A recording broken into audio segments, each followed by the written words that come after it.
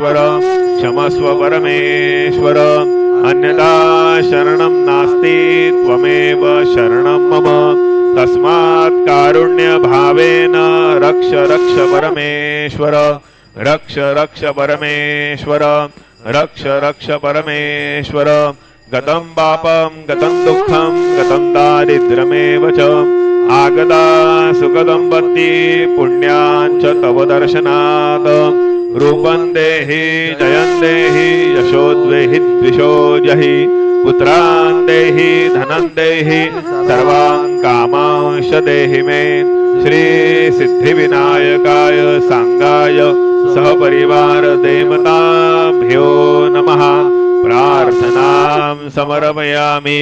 यस्य स्मृत्यार्चना मोक्त्या तपः पूजा क्रियादिषु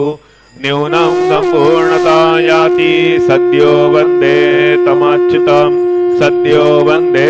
तमच्युतं सद्यो वन्दे तमच्युतम् अनेन यथा ज्ञानेन यत्कृत पूजनेन तेन श्री सिद्धिविनायकाय सांगाय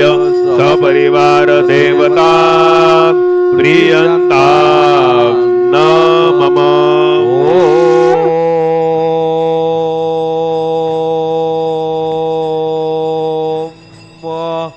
तत्सद श्री गजाननाय प्रणमस्तु मंगलमूर्ति मोरया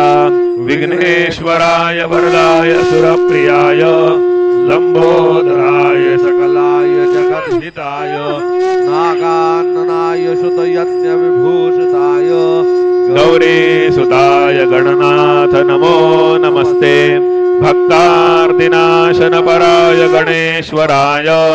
सर्वेश्वराय शुभदाय सुरेश्वराय विद्याधराय विकटाय जवामनाय भक्तप्रसन्नवरदाय नमो नमस्ते नमस्ते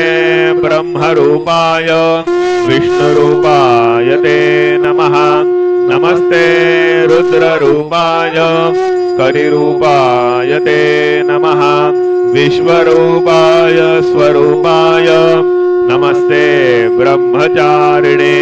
भक्तप्रसन्नवरदाय नमस्तुभ्यं विनायक त्वां विघ्नशत्रुदलनेति च सुन्दरेति भक्तिप्रदेति सुखदेति फलप्रदेति विद्याप्रदेत्यगहरे च जये स्तुवन्ति तेभ्यो गणेशवर